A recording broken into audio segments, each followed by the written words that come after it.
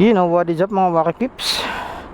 So for today's video, quick ride lang tayo papunta sa Nuvali. Meron ako nakita kasing coffee stand sa TikTok na naku-curious ako sa lasa ng kape nila, yung espresso ba yun.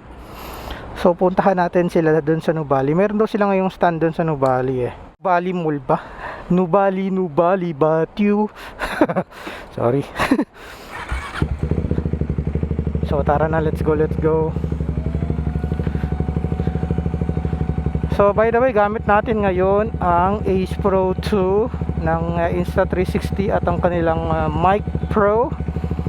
If hindi nyo pa napapanood yung unboxing ko nun, nasa YouTube lang yon. Padaan po.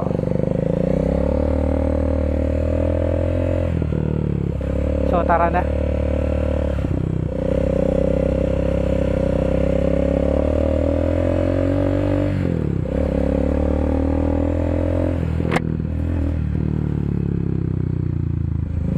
Napaka type ng turn na to, ayan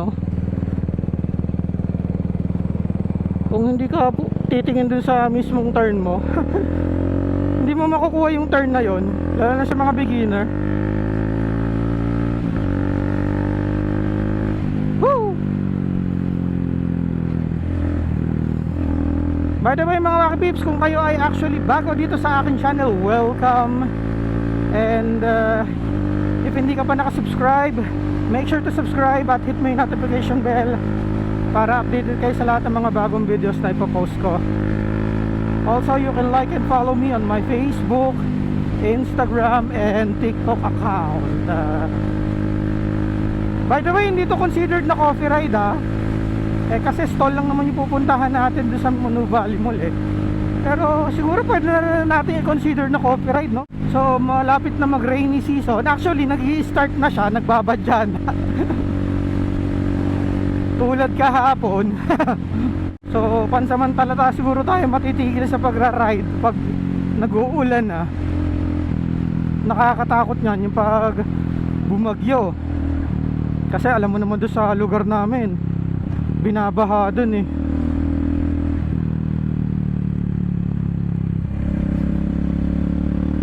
Kawawa talaga yung mga puno na pinutol dito Ang init tuloy. So it is exactly 10:43. Uunahan natin magbukas yung coffee stall doon. Pero alam ko maraming coffee stall doon since parang may event nga doon sa Nuvali Mall. So hopefully maganda yung pick up ng voice quality natin, pati background noise gawa ng ang gamit natin is sa 360 Mic Pro. Actually hindi ko pa siya tinitweak out of the box. Hindi ko pa siya masyadong pinaglalaruan. Ang pinaglalaruan ko pa lang is yung customizable image niya dun sa face ng mic. Alam ko may lubak dito may ginagawa sila dito Okay na kaya dito?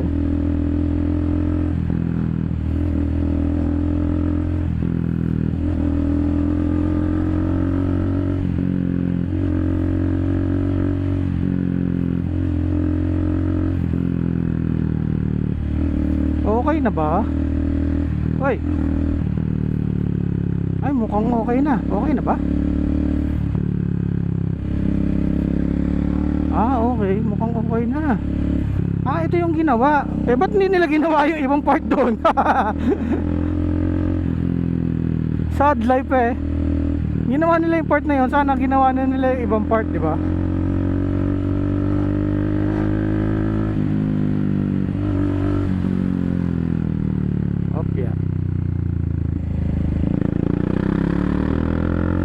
Ganun tayo ka-defensive riding. Ganun tayo ka-defensive rider.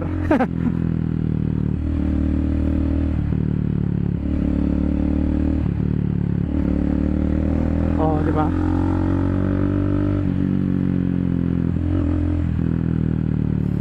Uy, GX6R Aztec.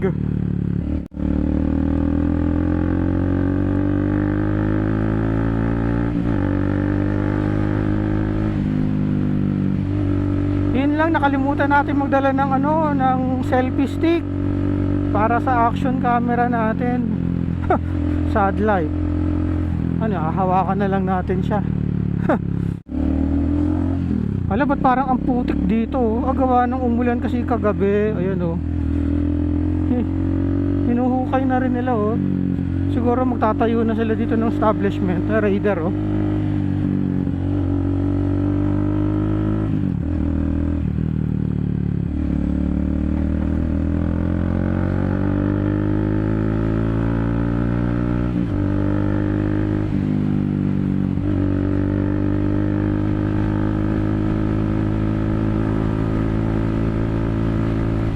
Nga pala mga Wakipips, ang dami pa rin nagtatanong ano doon nangyari doon sa radiator. Tapos iba nagko-comment sinasabi nila, ba't hindi niyo tapusin yung video ni Sir JC Waki? Sinabi naman niya daw kung bakit nagpalit siya ng radiator So again mga Wakipips, kung bago kayo dito sa aking channel or hindi kayo updated, nasira po yung radiator natin. Nagkaroon siya ng crack dun sa lower part back in December of 2025. So last year, yung crack nagnaano siya doon sa malapit doon sa pinagtotornilyuhan. Bago nasira yon, meron tayong nakakabit na GRX na radiator guard doon. As per Triumph, sabi gawa daw ng sobrang bigat daw nung radiator grill and ma-vibrate yung motor, kaya daw yun nag-crack. Pero thank God naman at na-cover ng warranty. So wala tayong binayaran ni piso dun sa pag-order ng radiator. Ang hassle lang is inabot ng 6 months yung paghihintay ko. Buti na lang ginawa ng paraan ng Triumph Motorcycle Philippines Laguna na malagyan ng pansamantalang radiator tong sa red habang hinihintay ko yon. Kaya yun. So again, sa mga magtatanong, yun po yung nangyari sa radiator ko. Ano yun? Mga nagsasoccer. Grabe, nakatanghali ang tapat nakasunog sa balat yun. Anyway, compassion mo naman yan So speaking of passion, the other day or yesterday or last night actually, nanood kami ng dance concert ng anak ko.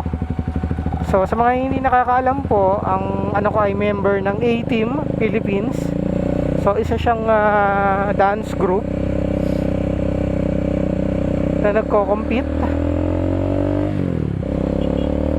And also kilala din sila sa entertainment industry. Nagba-backup dancer sila kay Gary V, kay Nadine Lustre, Bini, kay James Reid at Vice Ganda, marami pang iba yan. So kaya ako nakalala yun kasi nabanggit ko nga yung passion, gawa nung nakita ko yung passion ng anak ko sa pagsayaw So sa mga hindi din kakaalam, aside sa pagbabanda, sumasayaw din po ako before back in high school. Part po ako ng Filipiniana dance troupe and also modern dance troupe nung high school yan. Pero hindi po ganun kagalingan. Sakto lang. Mayroon din namang galaw pati pitik, pero iba na yung mga movement ngayon ng mga kabataan, ng mga Gen Z Parang pag ako magsasayaw ng ganung moves, nako. Puro salompas yung aabutin ko kinabukasan. Pati Alaksan FR. Iba na kasi pag pinapanood ko sila magsayaw, tapos kinakauntingan ko, sinkopado yung moves. Hindi na 8 counts Odd time signature na yata tong step nila o sinkopado. Kaya yun, amaze lang ako sa anak ko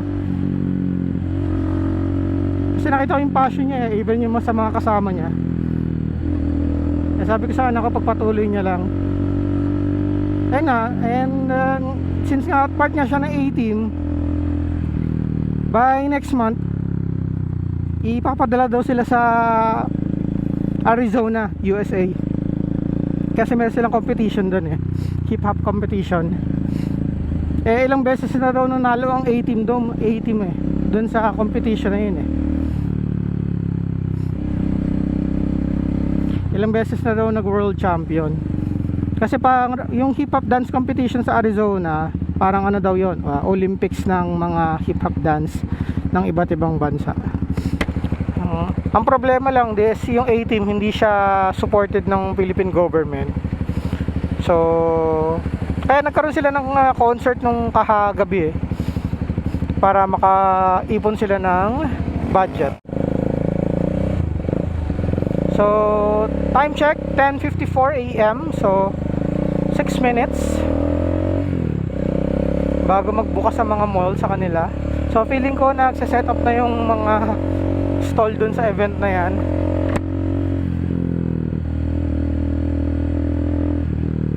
So saan ang daan? Bakit may ganito? Nakakatiba yung ilong ko.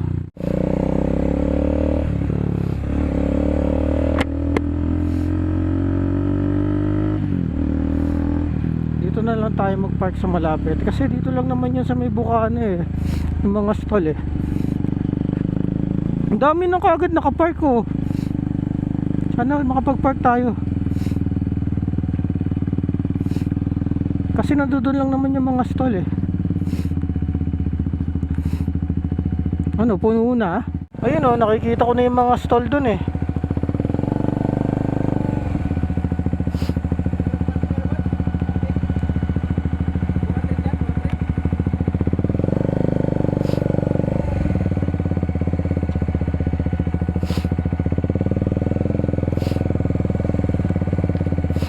Tinanong ni Kuya kung 400 daw. Sabi ko, yes po, 400 po yan. Tingnan nyo po, may nakalagay, speed 400. Thank you po Kuya, God bless you. Magkakape lang naman po kami na mabilis. Yung ano, kotse, yung pang kotse na rate miss, big bike kasi to. Thank you.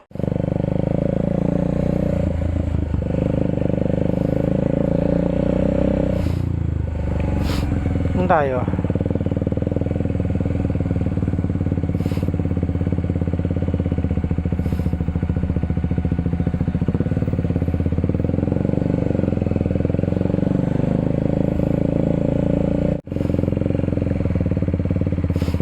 Grabe no, ang dami nakapark na ganung oras.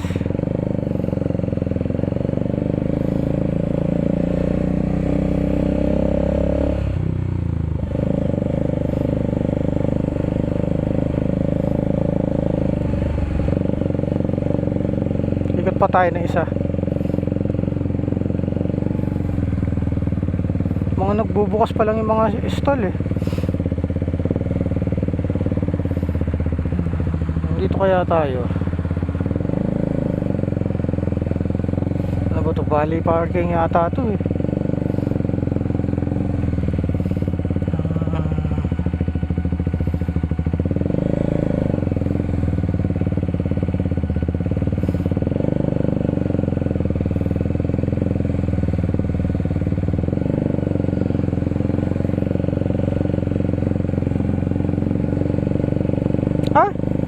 Sinarado na pala nila dito oh. Grabe. Iniba na nila. Okay.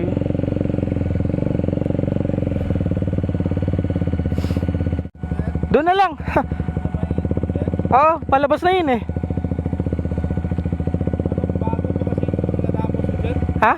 Bagong gawa pa yung flooring. Alin doon? Dito na lang. Sige.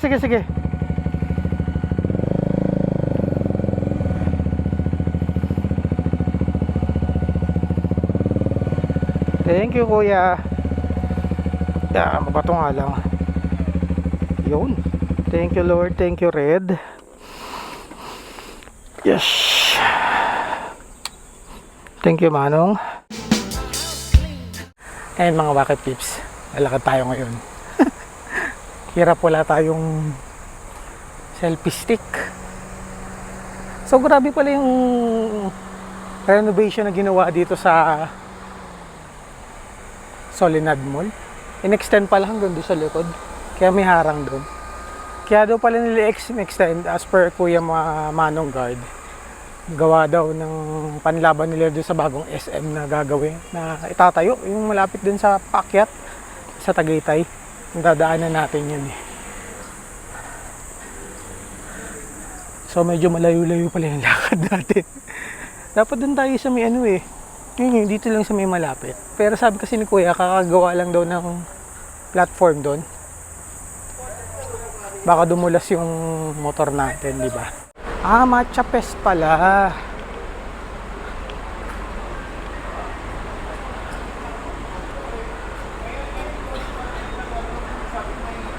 Parang sarado pa yung mga ibang stall ah.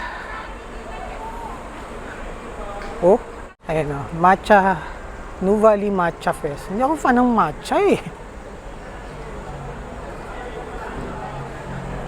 Ayan. Ah, part 2 na pala to. Okay. So, nasan yung pupuntahan natin dito? Hanapin natin.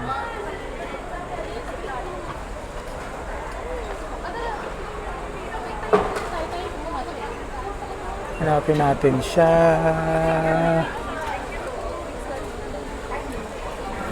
Dubai Chewy Cookies daw oh.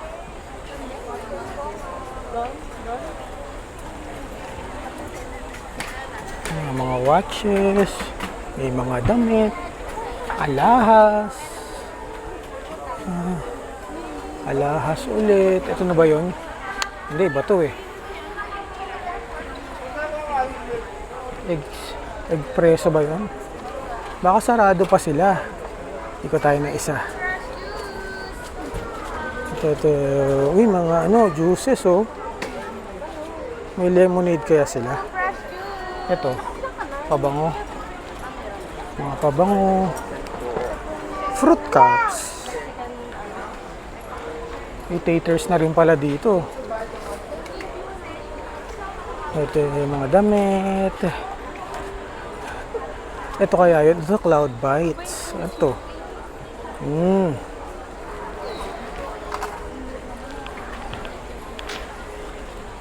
Ito bang apparel.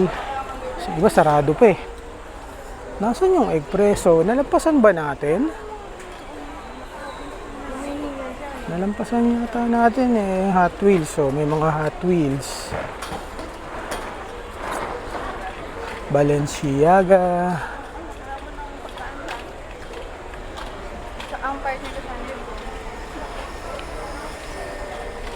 Stuffed toys. Ito ba yun? Hindi, matcha din to eh.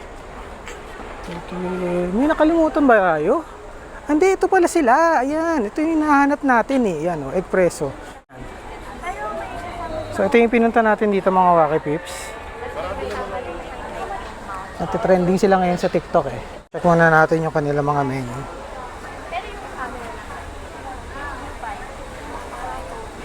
Egg coffee.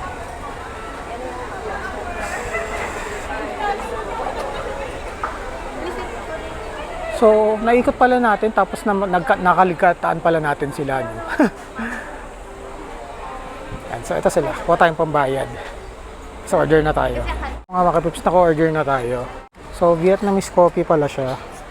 Pero okay rin po siyang Condensed milk pala siya. Egg cream. Egg cream? Nakukurious ako doon sa lasa ng egg cream. So, pumasok tayo doon sa loob ng mall. Yung sa may gitna, yung sa may outdoor. Ayan o. Kasi walang maupuan eh. Walang maupuan doon. So, dito tayo umupo. So, ito na yung espresso. Ayan. So, natikman ko na siya. Meron siyang parang egg sauce. Tapos condensed milk. Masarap yung egg sauce niya eh. Kakaiba. Parang nutty peanut butter ang dating. Masarap eh. Ang price nga pala nito is 160 pesos.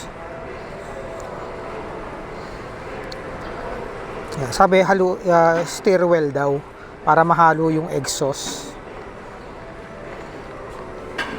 Yan.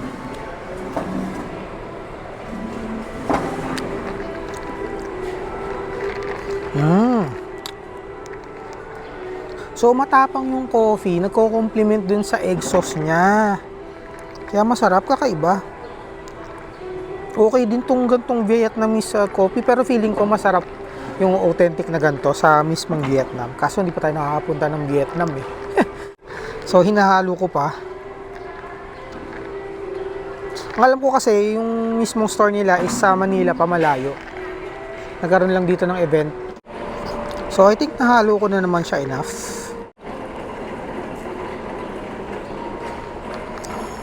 Ay, panalo to. Isa na to sa favorite ko. Sana magkaroon sila ng branch na malapit dito sa South, no? Sarap. Sarap ng exhaust. Parang sarap papakin. Ano siya eh? Yung exhaust niya, parang peanut butter. Pag nati lang yung flavor niya. Sarap eh.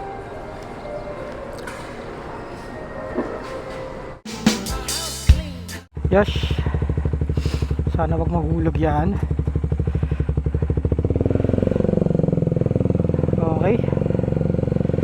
Tayo ay baka mahulog yung ticket. Tayo ay pauwi na. Dahan-dahan lang tayo.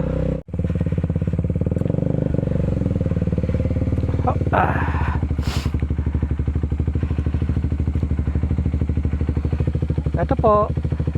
Parang sinipon ako bigla. Okay, let's go.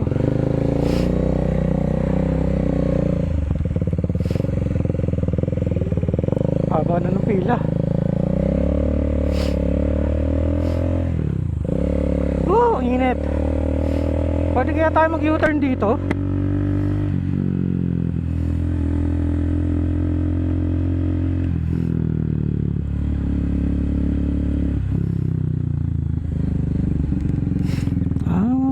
Okay. Kaya pala iba na itsura dito, may landers oh. Pwede kaya tayo dito?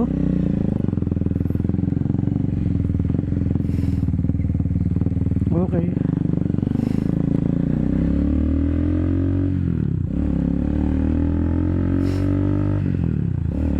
Si midnight ba yun? Kala ko si midnight. Kala ko yung kotse namin. Kahawig eh.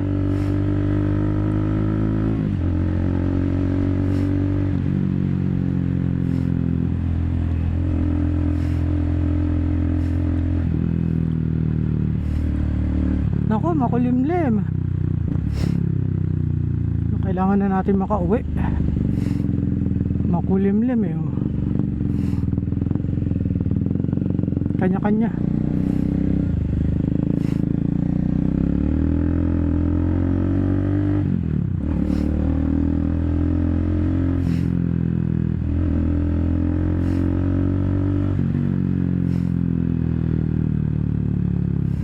Oh, makulimlim dun oh.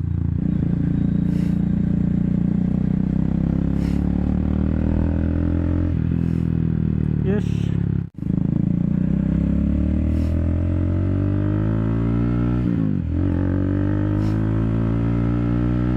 BYD. Woo!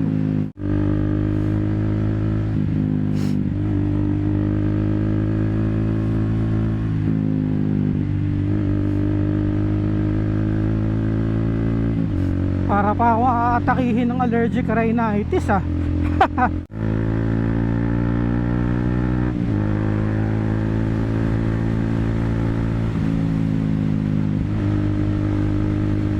Wow.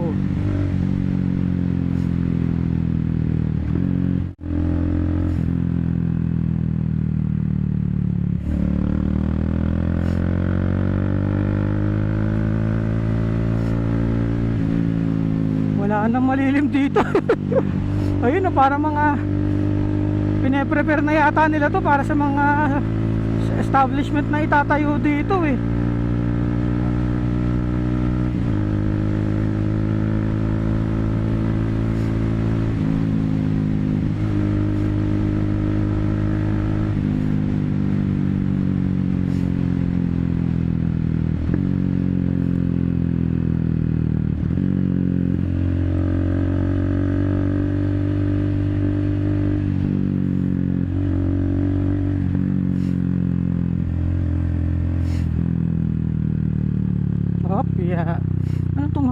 sasakyan nasa sa harap ko. Ano yan? Jeep ba yan?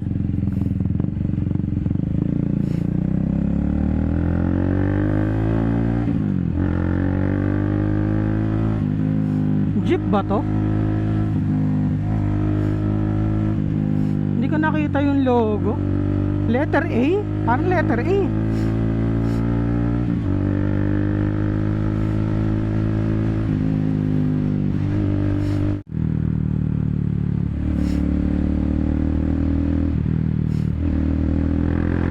Padaan po.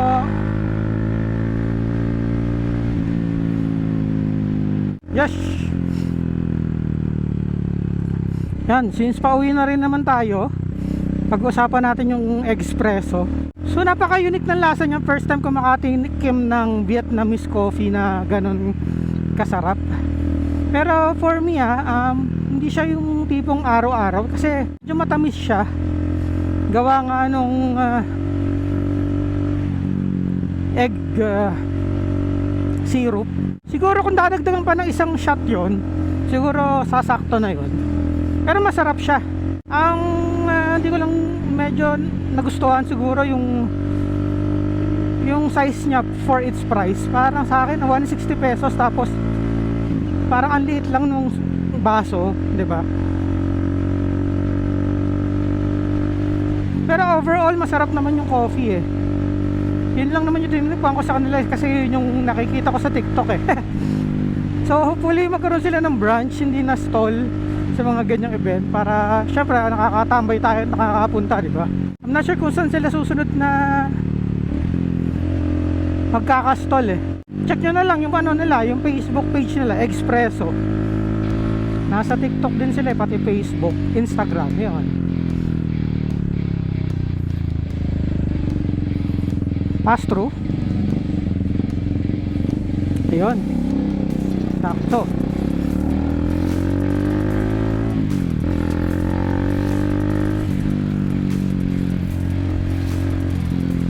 Yes. So ano oras na? 12:80 na pala. So to tell you honestly, hindi pa ako kumakain. Nagkape ako nung wala pang kinakain. Actually pag gising ko kanina busog na pa naman ako eh. Hindi pa naman ako nagugutom.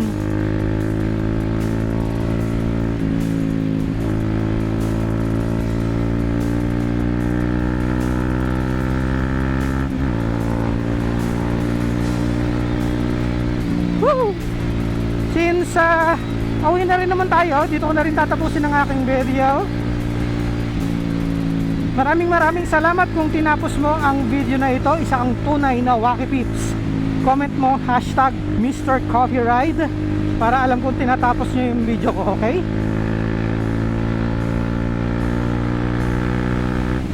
So stay safe po sa ating lahat and of course ride safe po sa ating mga motorista. Enjoy the rest of your day and I will see you all on my next video. Until next time mga Wacky Peeps, God bless everyone. Bye! Baba tayo ng ano para makapagbomba tayo. Isa pa. Yeah! Yeah! Woohoo! Oh yeah! Bye mga Wacky Peeps!